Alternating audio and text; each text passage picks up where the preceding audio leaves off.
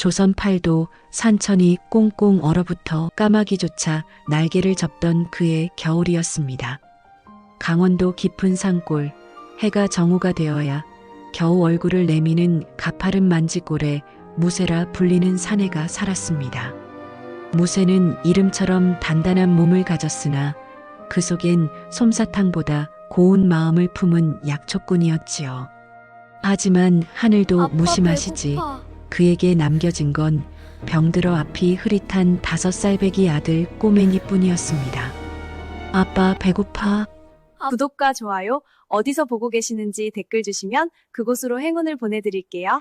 그럼 오늘 이야기 시작할게요. 눈이 자꾸 따가워. 눈이 자꾸 따가워. 어둠 속에서 더듬거리는 아들의 작은 손을 잡을 때마다 무쇠의 가슴은 1000갈래, 10,000갈래 찢어졌습니다.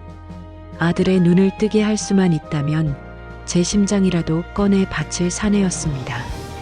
그날 밤 아들의 눈이 유독 짓물러 진물이 흐르기 시작했습니다. 무쇠는 결심했습니다.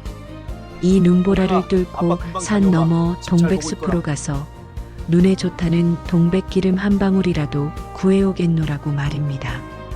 꼬맹아 아빠 금방 다녀오마. 집 잘 보고 있거라.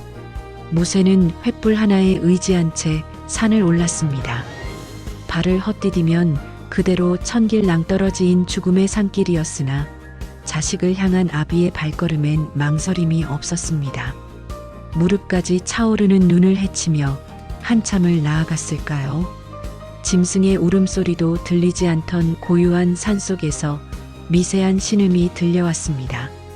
바스락거리는 소리를 따라 횃불을 비춘 곳엔 믿기 힘든 광경이 펼쳐져 있었습니다. 하얀 눈밭 위에 선명하게 핀 붉은 꽃, 그것은 여인의 옷자락이었습니다. 가까이 다가가 본 여인의 몰골은 참혹하기 그지없었습니다. 화려한 비단옷을 입었으나 입가엔 검푸른 피가 배어 있었고 이미 숨은 끊어지기 직전이었지요. 이게 무슨 병고인고. 여보시오, 여보시오.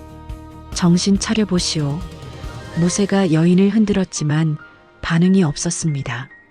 자세히 보니 갈등했습니다. 그녀의 목에는 지금 이 독을 여인을 마신 얻고 내려가면 흔적인 아들의 검은 동백기름을 구할 시간을 반점이 놓치게 됩니다. 올라오고 있었습니다. 누군가에게 독살당한 채 이 깊은 산속에 버려진 것이 분명했습니다. 무쇠는 갈등했습니다. 지금 이 여인을 업고 내려가면 아들의 동백기름을 구할 시간을 놓치게 됩니다. 게다가 이 여인은 분명 높은 권세가의 원한을 산 듯한데 잘못 엮였다가는 제 목숨도 부지하기 갈등했습니다. 어려울 터였습니다. 지금 이 여인을 업고 내려 하지만 그 순간 무쇠의 머릿속에는 평소 아들이 했던 말이 스쳐 지나갔습니다. 아빠, 나쁜 사람이라도 아프면 도와줘야 하는 거지? 무쇠는 결국 욕을 내뱉으며 여인을 등에 업었습니다. 아들의 약보다 생명을 구하는 것이 먼저라는 미련한 정 때문이었지요. 무쇠는 미친 듯이 산을 내려왔습니다. 거친 숨소리가 밤 공기를 갈랐고 땀방울이 눈과 섞여 뺨을 타고 흘렀습니다. 집에 도착하자 앞이 잘 안 보이는 아들 꼬맹이가 문간까지 기어나와 아빠를 맞았습니다. 아빠의 기척을 느낀 아이는 불안한 듯 물었습니다. 아빠 누구야? 피냄새 같은 게 나. 꼬맹아, 누나가 많이 아프단다. 우선 살리고 보자꾸나. 방 안에 누운 여인의 몸은 얼음장 같았습니다. 도끼가 심장까지 퍼지고 있었지요. 이제 그녀를 살릴 방법은 단 하나뿐이었습니다. 무쇠의 집안 대대로 내려오던 가보이자 아들 꼬맹이의 눈을 뜨게 해줄 마지막 희망인 100년 묵은 천년설삼. 이것을 마을의 황간의 약재상이 넘기면 꼬맹이는 평생 눈 걱정 없이 부자로 살 수 있는 보물이었습니다. 무쇠의 손이 바들바들 떨렸습니다. 이 산삼은 단순한 약초가 아니라 내 자식의 눈이고 자식의 인생이었습니다. 그런데 이름도 모르는 길바닥에서 주워온 여인을 위해 이것을 써야 한단 말입니까? 무쇠의 마음속에서 수천 번의 전쟁이 일어났습니다. 무쇠의 마음 그때 내눈안 꼬맹이가 보여도 더듬더듬 되니까 여인의 살려주면 안 차가운 돼? 손을 잡았습니다. 아빠, 누나 손이 너무 차가워. 누나 죽는 거야? 내 눈 안 보여도 되니까 누나 살려주면 안 돼? 아빠가 그랬잖아. 사람은 살고 봐야 한다고. 5살 아이의 아빠가 입에서 그랬잖아. 나온 그 사람은 순수한 살고 말 봐야 한마디가 무쇠의 심장을 후려쳤습니다. 무쇠는 결국 눈물을 삼키며 칼을 들었습니다. 천년 설삼의 뿌리를 정성껏 잘라 약탕기에 넣었습니다. 아들의 빛을 포기하고 타인의 생명을 선택한 세상 사람들이 보면 미쳤다고 손가락질할 선택이었습니다. 설삼의 진한 향기가 오두막을 가득 채웠습니다. 아빠가 그 무쇠는 정성껏 달인 약물을 여인의 이 입술 선택이 사이로 부디 한 헛되지 방울씩 않기를. 흘려 넣었습니다. 저 여인이 한 살아서 방울, 내 아들의 두 희생이 방울. 헛수가 되지 않기를 약물이 말입니다. 들어갈 때마다 여인의 목에 있던 검은 반점이 미세하게 옅어지기 시작했습니다. 무쇠는 밤을 지새우며 여인의 곁을 지켰습니다. 꼬맹이는 아빠의 무릎을 베고 잠이 들었고 무쇠는 창밖의 눈보라를 보며 기도했습니다. 이 선택이 부디 헛되지 여인이 눈을 않기를, 떴습니다. 저 깊고 여인이 맑은 살아서 눈동자 안에 슬픔과 내 아들의 공포가 희생이 섞여 있었습니다. 헛수고가 되지 않기를 말입니다. 새벽녘이 되자 기적이 일어났습니다. 여인의 창백했던 안색에 미미한 혈색이 돌기 시작하더니 가늘게 떨리던 손가락이 움직였습니다. 그리고 서서히 여인이 눈을 떴습니다. 그녀의 눈동자는 깊고 맑았으나 그 안에는 말로 다 못할 슬픔과 공포가 서려 눈을 있었습니다. 깊- 여기가 여기가 저승인가요? 저승인가요? 여인의 첫마디에 무쇠는 안도의 한숨을 내쉬며 주저앉았습니다. 꿈 아니오. 살았소. 우리 집 꼬맹이가 자기 눈 대신 당신을 살려달라 해서 살린 거요. 여인, 소인은 옆에서 잠든 꼬맹이와 무쇠를 번갈아 보았습니다. 그녀의 눈에서 뜨거운 눈물이 뺨을 타고 흘러내렸습니다. 그녀는 자신이 누구인지, 왜 산속에서 죽어가고 있었는지 말하지 않았습니다. 하지만 그녀가 흘리는 눈물 속에는 무쇠 부자가 베푼 자비에 대한 깊은 감사가 담겨 있었습니다. 그러나 평화는 길지 않았습니다. 산골 오두막에 설삼의 향기가 진동하자 산 아래 마을의 탐욕스러운 약재상 황가가 이를 눈치챈 것입니다.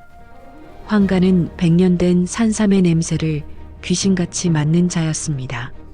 그는 장정들을 이끌고 무쇠의 집으로 향했습니다. 이봐 무쇠, 내 놈이 감히 내 허락도 없이 산삼을 캤다지. 황가의 고함 소리에 무쇠는 소희를 급히 병풍 뒤로 숨겼습니다. 황가는 거만한 걸음으로 방 안에 들어와 코를 킁킁거렸습니다. 설삼의 향기는 이미 공기 중에 깊게 배어 있었습니다. 이 냄새, 분명 설삼이로구나. 당장 내놓아라. 이 산은 내 땅이니 거기서 난 모든 것은 내 것이다. 무쇠는 주먹을 꽉 쥐었습니다. 산삼은 이미 달여서 여인의 뱃속에 들어갔는데 내놓을 것이 어디 있겠습니까? 무쇠는 황가를 가로막으며 단호하게 말했습니다. 산삼 같은 건 없소. 아픈 아이를 위해 약초를 다렸을 뿐이요. 황가는 비열하게 웃으며 무쇠의 가슴팍을 밀쳤습니다. 그리고 방 안 구석구석을 뒤지기 시작했습니다. 그때 병풍 너머에서 소희의 바튼 기침 소리가 새어나왔습니다. 황가의 눈이 번뜩였습니다. 오호라, 산삼을 숨긴 게 아니라 계집을 숨겨두었구나. 이 냄새의 근원이 전연이냐? 황가가 병풍을 젖히려는 순간 무쇠가 그의 앞을 막아섰습니다. 무쇠의 눈에는 아까와는 다른 살기가 서려 있었습니다. 한 발짝만 더 움직이면 내 놈의 목뼈를 분질러 버리겠다. 무쇠의 기세에 눌린 황가는 움찔하며 뒤로 물러났습니다. 하지만 그는 물러나면서도 비열한 미소를 지었습니다. 좋다. 오늘은 물러가마. 하지만 무쇠 너 관아의 허가 없이 사사로이 산삼을 유통하려 한 죄가 얼마나 큰지 알게 될 거다. 그리고 저 계집, 어디서 많이 본 얼굴이군. 황가는 의미심장한 말을 남기고 사라졌습니다. 무쇠는 직감했습니다. 이제 이 고요한 오두막에 피바람이 불어올 것임을 말입니다. 소희는 떨리는 몸을 가누며 무쇠에게 물었습니다. 나 때문에 큰 화를 당하시게 생겼습니다. 왜 저 같은 것을 살리셨나요? 무쇠는 아들 꼬맹이를 품에 안으며 소희를 바라보았습니다. 사람 목숨 살리는데 이유가 어딨소? 다만 당신이 우리 꼬맹이 눈 대신 산 목숨이니 부디 가벼이 여기지 마시오. 소희는 그 자리에서 무쇠에게 절을 올렸습니다. 그녀의 눈빛이 달라졌습니다. 슬픔에 잠겼던 눈은 이제 무언가 결심한 듯 단단해졌습니다. 그녀는 알고 있었습니다. 자신이 가진 약선 요리의 지혜가, 그리고 자신이 알고 있는 왕실의 비밀이 이 가난한 부자를 지킬 유일한 무기가 될 것임을 말입니다. 무쇠가 아들을 위해 포기한 빚, 그리고 여인을 살리기 위해 바친 천년의 보물. 그 무모한 선택이 불러올 거대한 운명의 수레바퀴가 이제 막 구르기 시작했습니다. 설산의 찬바람은 여전했지만 오두막 안에는 설삼의 향기보다 더 진한 인연의 끈이 묶여가고 있었습니다. 과연 무쇠는 황가의 탐욕으로부터 가족을 지킬 수 있을까요? 그리고 깨어난 소희는 어떤 방법으로 이 은혜를 갚게 될까요? 조선의 운명을 뒤흔들 거대한 복수와 보은의 서막이 이제 막 올랐습니다. 황가가 남기고 간 비열한 웃음소리가 산골짜기의 정적을 깨트린 후 오두막의 공기는 얼음장보다 차갑게 가라앉았습니다. 무쇠는 밤새 뜬 눈으로 문간을 지켰습니다. 손때 묻은 도끼날을 연신 숫돌에 갈며 혹시라도 어둠을 틈타 들이닥칠 황가의 장정들을 대비했지요.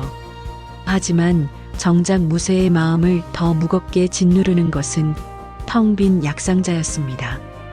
아들 꼬맹이의 눈을 뜨게 할 유일한 희망이었던 설삼이 사라진 자리, 그 공허함이 무쇠의 심장을 도려내는 듯 했습니다.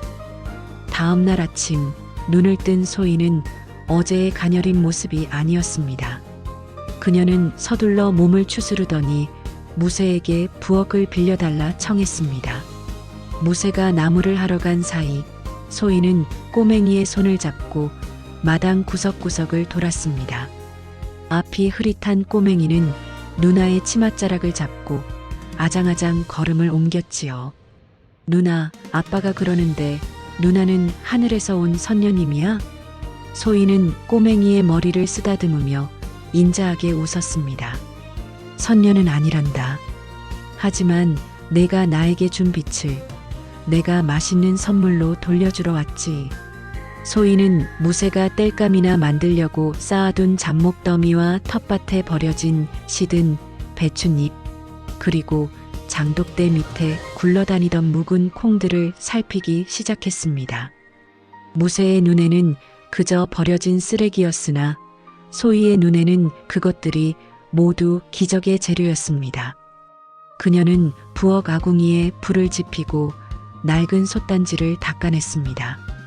무쇠가 산에서 내려왔을 때 오두막 주변은 평생 처음 맡아보는 기묘하고도 향긋한 냄새로 가득 차 있었습니다. 그것은 설삼의 진한 향과는 달랐습니다. 구수하면서도 코끝을 알싸하게 자극하고 단숨에 침샘을 돋우는 생명력 넘치는 냄새였지요. 이게 무슨 냄새요?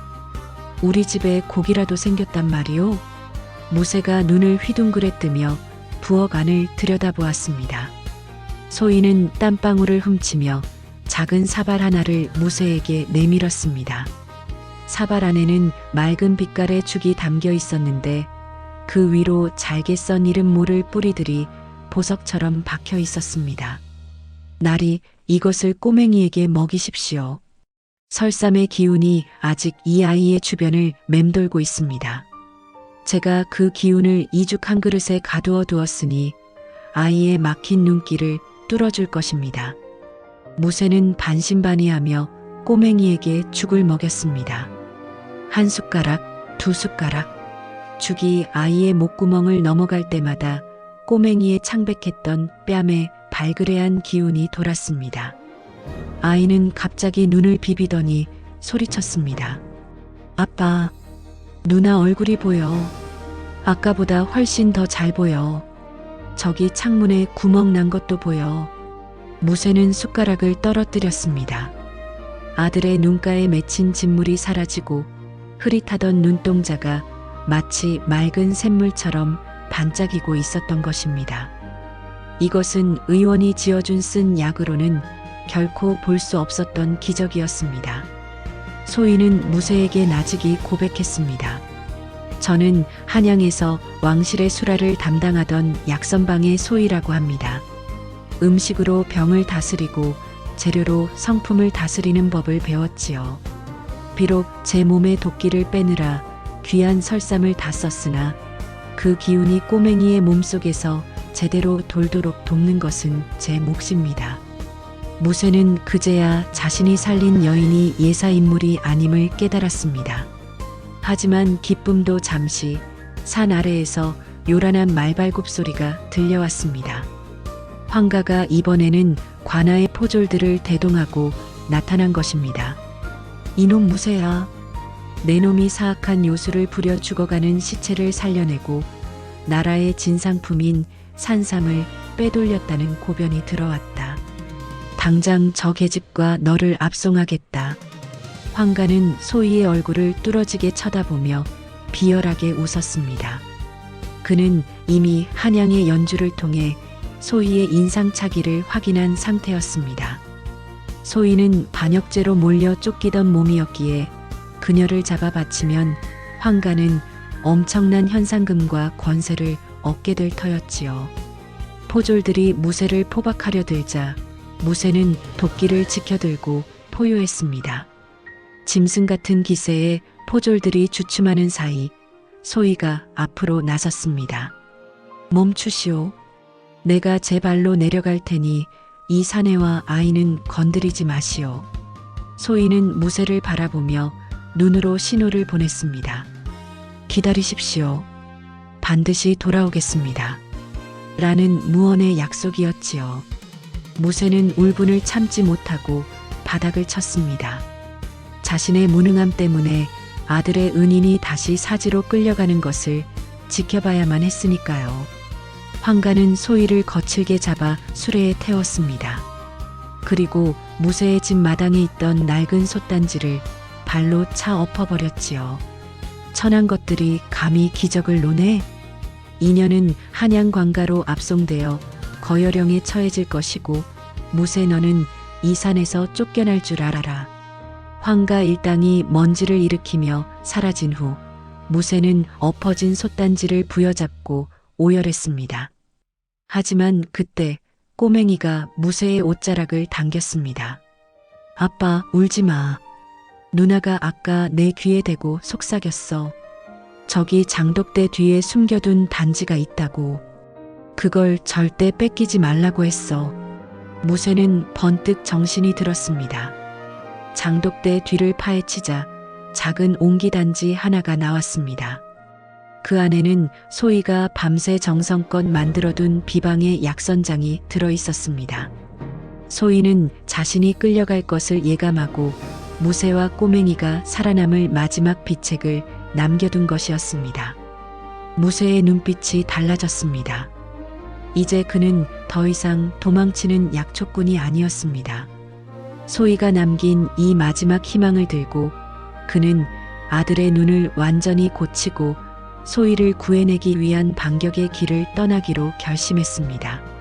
설산의 밤은 깊어만 가고 무쇠는 소희가 남긴 약선장을 가슴에 품고 어둠 속으로 몸을 던졌습니다. 과연 무쇠는 한양의 거대한 음모 속으로 끌려간 소희를 구해낼 수 있을까요? 그리고 황가의 탐욕은 어디까지 이어질까요? 인연의 솥단지는 깨졌으나 그 안에서 시작된 기적의 향기는 이제 온 나라로 퍼져나갈 준비를 마쳤습니다. 무쇠는 더 이상 주저하지 않았습니다. 등에 아들 꼬맹이를 업고 가슴팍에는 소희가 남긴 마지막 비책인 옹기 단지를 단단히 동염했습니다. 험준한 산맥을 타며 한양으로 향하는 그의 발걸음은 짐승의 그것보다 빨랐지요. 소희가 압송된 지 사흘째 되는 날, 무쇠는 마침내 한양 도성의 숭례문 앞에 섰습니다. 화려한 기와집과 구름처럼 몰려든 사람들 하지만 무쇠의 눈에는 오직 하나, 차가운 옥사에 갇혀있을 소희의 모습뿐이었습니다. 그 시각 소희는 한양의 지하 감옥인 전옥서 깊은 곳에 갇혀 있었습니다. 그녀를 모함해 죽이려 했던 권세가 좌의정 김대감은 초조했습니다. 소희가 살아있다는 사실이 대궐에 알려지면 과거 자신이 상궁을 독살하고 수라간의 권력을 찬탈하려 했던 음모가 드러날까 두려웠던 것이지요. 인연이 즐기구나. 산속에서 죽었어야 할 내년이 제 발로 사지로 기어들어오다니. 철창 너머 김대감의 서늘한 목소리에 소희는 고개를 치켜들었습니다. 도끼에 절어있던 목소리는 온데간데였고 그녀의 눈은 단단한 보석처럼 빛나고 있었습니다. 대감, 하늘이 나를 살린 것은 당신의 죄를 덮기 위함이 아니라 진실을 밝히기 위함입니다. 내 목숨은 이미 산골 약초꾼에게 빚졌으니 죽음 따위는 두렵지 않습니다. 김대감은 코웃음을 치며 돌아섰습니다. 그는 내일 아침 소희를 반역자의 잔당으로 몰아 소문도 없이 처형할 계획이었습니다. 하지만 김대감이 간과한 것이 있었습니다. 바로 소희가 남긴 약선장의 위력이었지요. 무쇠는 한양거리에서 소문난 미식가이자 의술의 발기로 소문난 선비들이 모이는 저작거리 주막에 자리를 잡았습니다. 그는 주막 주인에게 소희가 가르쳐준 대로 옹기 단지를 열어 한 국자를 떠보였습니다. 그 순간 주막 안의 공기가 멈췄습니다. 이 무슨 향이더냐? 설삼의 은은함과 묵은 장의 깊은 풍미가 섞인 이 기막힌 내음은 지나가던 명의들과 미식가들이 자석에 이끌리듯 무쇠 주변으로 몰려들었습니다. 무쇠는 그들에게 소희의 약선장을 조금씩 맛보게 했습니다. 장을 맛본 이들은 눈을 부릅뜨며 제 가슴을 쳤습니다. 10년 묵은 체증이 내려가고 흐릿하던 시야가 맑아지는 기적을 체험한 것이지요. 소문은 산불처럼 번져나갔습니다. 만지골에서 온 약초꾼이 가져온 신비의 장이 죽은 사람의 맥도 살려낸다더라. 이 소문은 마침내 지병으로 식음을 전폐하고 누워있던 왕의 귀에까지 들어갔습니다. 왕은 김대감의 반대에도 불구하고 그 약초꾼을 당장 대궐로 들여보내라 명했습니다. 무쇠는 꼬맹이를 업은 채 삼엄한 대궐 문을 통과했습니다. 황금빛 용포를 입은 왕 앞에 선 무쇠는 떨리는 손으로 소희의 옹기 단지를 바쳤습니다. 전하, 이것은 제가 만든 것이 아닙니다. 억울하게 옥에 갇힌 약선방의 소희가 죽어가는 제 자식을 위해 남긴 마지막 진심입니다.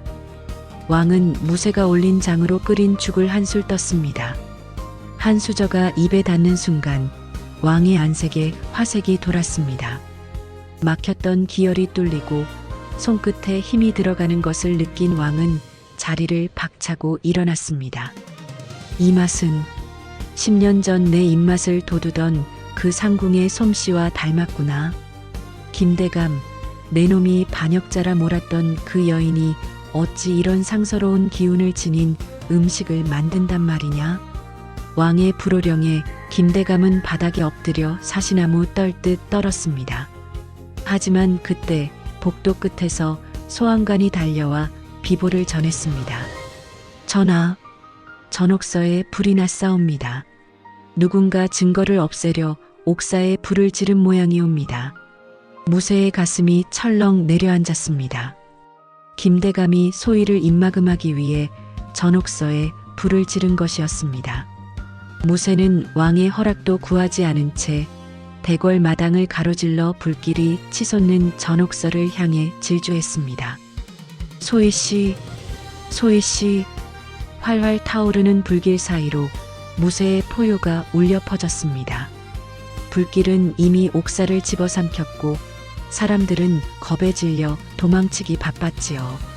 하지만 무쇠는 젖은 옷 한 장 몸에 두르지 않은 채 소희를 구하기 위해 지옥 같은 불길 속으로 뛰어들었습니다. 그 순간 옥사 천장이 무너져 내리며 엄청난 굉음이 들렸습니다. 꼬맹이는 아빠의 이름을 부르며 오열했고 왕을 비롯한 대신들은 넋을 잃고 그 광경을 지켜봤습니다. 연기자욱한 폐허 속에서 모두가 절망할 때 검게 그을린 형체 하나가 불길을 뚫고 걸어 나왔습니다. 무쇠였습니다. 그의 한쪽 팔에는 정신을 잃은 소희가 안겨 있었고 그의 등은 불에 타 피고름이 흐르고 있었지요. 무쇠는 소희를 품에 꼭 안은 채 왕의 발치까지 기어가 무릎을 꿇었습니다. 전하, 보십시오. 진심은 불길로도 태울 수 없는 법입니다. 무쇠의 그 처절한 외침이 대궐 마당에 울려 퍼졌습니다. 정신을 차린 소희의 손에는 김대감이 수라간을 장악하기 위해 독약을 유통했던 장부가 꽉 쥐어져 있었습니다. 반전의 서막이 올랐습니다. 왕의 눈은 분노로 이글거렸고 무쇠와 소희의 인연은 이제 단순한 은혜를 넘어 조선을 정화할 거대한 정의의 칼날이 되려 하고 있었습니다. 과연 김대감은 어떤 최후를 맞이하게 될까요? 그리고 온몸이 만신창이가 된 무쇠와 소희는 진정한 평화를 찾을 수 있을까요? 심장을 조이는 듯한 위기의 순간 뒤에 더 거대한 운명의 폭풍이 이들을 기다리고 있습니다. 불길이 잦아든 대궐 마당은 죽은 듯 고요했습니다. 온몸이 시커멓게 그을린 채 소희를 품에 안고 선 무쇠의 모습은 흡사지옥에서 돌아온 귀신과도 같았지요. 하지만 그의 품에 안긴 소희의 손에는 불길 속에서도 끝내 타지 않은 무거운 진실이 들려 있었습니다. 바로 김대감이 수라간을 장악하고 전하의 눈과 귀를 가리기 위해 작성했던 독약 유통 장부였습니다. 전하, 이 장부를 보십시오. 이 안에 전하의 몸을 좀 먹고 소희 씨의 가문을 멸문시킨 모든 악행이 기록되어 있습니다. 무쇠의 거친 숨소리가 대궐 마당에 울려 퍼졌습니다. 왕의 손이 떨리며 장부를 넘기기 시작했습니다. 한 장 한 장 넘어갈 때마다 왕의 안색은 창백해졌다가 이내 불덩이처럼 달아올랐습니다. 그 안에는 김대감이 전국 약재상을 포섭해 가짜 약재를 납품하고 그 차액으로 사병을 길러온 정황이 낱낱이 기록되어 있었습니다. 특히 만지골의 악당 황가가 한양으로 보냈던 비릿한 뇌물들의 명단까지 선명하게 적혀 있었지요. 김대감 내놈이 정녕 사람이더냐. 지매수라에 독을 타고 그 죄를 충직한 약선 가문에 뒤집어 씌운 것도 모자라 이제는 불까지 질러 천하를 기만하려 해. 왕의 포효에 바닥에 엎드려 있던 김대감의 눈동자가 좌우로 미친 듯이 흔들렸습니다. 그는 마지막 발악으로 옆에 있던 호위무사의 칼을 뽑아들었습니다. 거짓이옵니다. 저놈들이 요술을 부려 조작한 장부이옵니다. 저천한 약초꾼 놈과 반역자년의 목을 당장 치소서. 김대감이 미친 듯이 칼을 휘두르며 무쇠를 향해 달려들었습니다. 하지만 무쇠는 피하지 않았습니다. 등에 입은 화상의 고통조차 잊은 채 오직 소희를 지키겠다는 일념 하나로 김대감의 칼날을 맨손으로 잡아챘습니다. 무쇠의 손바닥을 타고 흐른 붉은 피가 대궐 바닥을 적셨습니다. 무쇠는 부러진 칼날을 쥔 채 김대감을 노려보았습니다. 그 기세는 산속에 굶주린 호랑이보다 무서웠지요. 내놈 같은 악기 때문에 우리 꼬맹이가 눈물을 흘리고 소희 씨가 피눈물을 흘렸다. 이제 그 죄값을 1000배, 10,000배로 돌려주마. 무쇠가 남은 힘을 다해 김대감을 걷어찼습니다. 김대감은 그대로 나동그라졌고 그제야 정신을 차린 광군들이 달려들어 그를 포박했습니다. 황가와 김대감, 조선의 약재 시장을 주물러 백성들의 고열을 짜내던 거대한 악의 축이 한순간에 무너져 내리는 순간이었습니다. 하지만 승리의 기쁨은 짧았습니다. 정신을 잃었던 소희가 무쇠의 품 안에서 검은 피를 토해냈기 때문입니다. 전옥서의 불길 속에서 유독한 연기를 마신 데다 몸속에 남아있던 잠복된 도끼가 화마의 열기에 자극받아 폭발한 것이었습니다. 소희 씨, 소희 씨, 정신 차려보시오. 전하, 제발 이 여인을 살려주십시오. 무쇠의 절규의 왕은 당장 어이들을 불러 모았습니다. 하지만 어이들은 고개를 저었습니다. 이미 폐부 깊숙이 도끼가 침범하여 조선팔도 그 어떤 약으로도 손을 쓸 수 없다는 절망적인 진단뿐이었지요. 그때였습니다. 무쇠의 등 뒤에서 꼬맹이가 다가와 소희의 차가운 손을 잡았습니다. 꼬맹이의 눈은 이제 소희가 끓여준 약선장 덕분에 놀라울 정도로 맑게 빛나고 있었습니다. 아빠, 걱정 마. 누나가 그랬어. 세상 모든 독은 그것을 이겨낸 생명의 기운으로 다스릴 수 있다고. 꼬맹이는 품 안에서 작은 주머니 하나를 꺼냈습니다. 그것은 무쇠가 일부에서 설삼을 다릴 때 꼬맹이가 몰래 챙겨두었던 천년 설삼의 뇌두머리 부분이었습니다. 설삼의 가장 강력한 생명력이 응축되어 있지만 독성이 강해 함부로 쓰지 못하던 부위였지요. 소희는 이전에 꼬맹이에게 알려주었습니다. 자신의 가문에 내려오는 비법인 도구로 독을 잡는 약선 기술을 말입니다. 꼬맹이는 아버지가 다듬던 기억을 되살려 소희의 입안에 그 설삼 뇌두를 직접 넣어 주었습니다. 대궐 마당에는 다시 정적이 흘렀습니다. 모두가 이 기묘한 치료 과정을 숨죽여 지켜봤지요. 1분, 2분 마치 연것 같은 시간이 흐르고 소희의 몸에서 검푸른 기운이 빠져나오며 피부에 다시 온기가 돌기 시작했습니다. 소희가 천천히 눈을 떴습니다. 그녀의 시선 끝에는 피를 흘리면서도 자신을 보며 웃고 있는 무쇠가 있었습니다. 날이 제가 약속하지 않았습니까? 반드시 돌아오겠다고요. 무쇠는 참았던 눈물을 터뜨리며 소희를 껴안았습니다. 왕은 그 광경을 보며 소리 높여 선포했습니다. 서씨 가문의 누명을 모두 벗기고 소희를 정일품 국보 약성관으로 임명하노라. 그리고 저 용맹한 약초꾼 무쇠에게는 만지골 전체를 하사하며 앞으로 조선의 모든 약재 유통을 관리하게 하라. 만지골 오두막에서 시작된 작은 자비가 마침내 한양의 어둠을 걷어내고 거대한 복락이 되어 돌아온 것입니다. 하지만 이야기는 여기서 끝이 아니었습니다. 소희의 명예 회복 소식을 듣고 김대감에 숨겨진 잔당들과 해외로 달아났던 황가가 외세의 힘을 빌려 마지막 반격을 준비하고 있다는 첩보가 들어온 것이지요. 진정한 평화를 얻기 위한 최후의 전쟁이 기다리고 있었습니다. 무쇠와 소희는 과연 이 마지막 고비를 넘기고 자신들만의 따뜻한 가정을 이룰 수 있을까요? 인연의 끈은 이제 조선의 국경을 넘어 더 거대한 파도로 휘몰아치기 시작했습니다. 대궐 마당에서 김대감이 끌려간 뒤 백성들은 승리의 함성을 질렀지만 무쇠의 눈은 다른 곳을 향하고 있었습니다. 바로 김대감과 결탁하여 온갖 악행을 일삼았던 만지골의 악덕 약재상 황가였습니다. 황가는 김대감의 몰락을 예견하고 이미 거액의 은자를 챙겨 청나라 상선에 몸을 싣기 위해 폭우로 달아난 상태였지요. 하지만 황가는 몰랐습니다.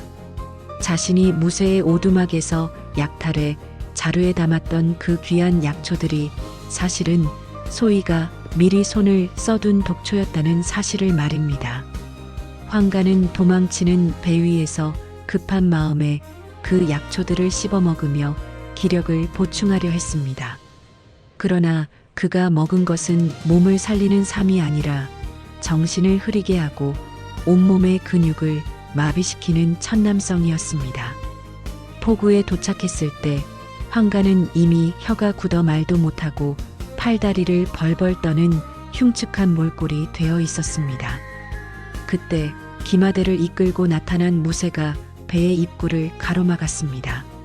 무쇠는 공포에 질린 황가의 멱살을 잡고 나직이 응조렸습니다. 사람을 짐승처럼 부렸으니 너도 이제 평생을 짐승처럼 살아야 할 것이다. 황가는 처형당하는 대신 그가 평생 백성들을 착취해 세운 자신의 약재 창고에 갇혔습니다. 왕명에 따라 그곳은 빈민 구율소로 개조되었고 황가는 평생 그곳에서 앞이 보이지 않는 이들의 발을 씻기고 오물을 치우는 노역형에 처해졌습니다.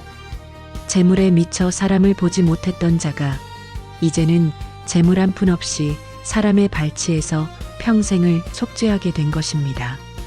시청자들은 피를 흘리는 죽음보다 더 처절한 이 살아있는 지옥의 형벌에 고개를 끄덕였습니다. 3년 후 만지골의 봄은 예전과 달랐습니다. 버려진 땅이라 불리던 만지골은 이제 전국에서 환자들이 몰려드는 조선 최고의 의학 마을로 탈바꿈했습니다. 마을 입구에는 무쇠의 이름을 딴 무쇠 약선당이 세워졌고 그곳에선 누구든 돈이 없어도 소이가 만든 따뜻한 약죽 한 그릇을 대접받을 수 있었습니다. 무쇠는 이제 도포를 입은 의젓한 상단의 행수가 되었지만 여전히 아침이면 직접 지게를 지고 산을 오릅니다. 그 곁에는 이제 완벽하게 시력을 회복하여 영특한 눈으로 약초를 구별해내는 8살 꼬맹이가 함께였지요. 꼬맹이는 이제 약초 박사라 불리며 아빠의 든든한 조력자가 되었습니다. 그리고 소혜, 그녀는 왕실의 복귀 제안을 정중히 거절하고 만지골에 남았습니다. 화려한 비단옷 대신 수수한 무명옷을 입었지만 그녀의 얼굴에는 궁궐에 있을 때보다 훨씬 더 밝은 빛이 감돌았습니다. 소희는 무쇠가 캐온 약초로 매일같이 새로운 약선 요리를 개발하며 세상에서 가장 맛있는 약으로 사람들의 마음까지 치유하고 있었습니다.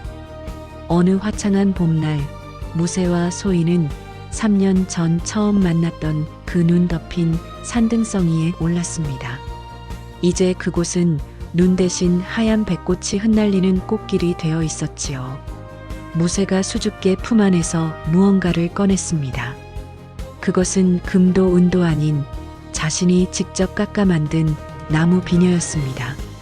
소희 씨, 그때 내 아들의 빛을 당신에게 주었을 때 사실 나는 내 심장도 같이 주었소. 이제 이 비녀로 당신의 머리를 묶어주고 싶소. 소희는 눈시울을 붉히며 고개를 숙였습니다. 날이 제가 얻은 것은 목숨이 아니라 당신이라는 이름의 평생 갈빛입니다. 두 사람이 서로를 마주보며 웃을 때 멀리서 꼬맹이가 달려오며 소리쳤습니다. 아빠, 엄마, 여기 천년설삼이 또 피었어. 이번엔 진짜 커. 세 사람이 꽃잎 날리는 산등성이에서 부둥켜 앉는 장면 위로 나레이션이 흐릅니다. 사람들은 말합니다. 만지골의 기적은 천년설삼이 만든 것이라고. 하지만 틀렸습니다. 그것은 자식을 향한 아비의 지독한 사랑과 생명을 귀히 여긴 순박한 진심이 만들어낸 하늘의 보답이었습니다. 진심은 결코 배신하지 않으며 선한 의지는 반드시 복락으로 돌아온다는 것. 만지골의 전설은 오늘도 우리에게 그렇게 속삭이고 있습니다.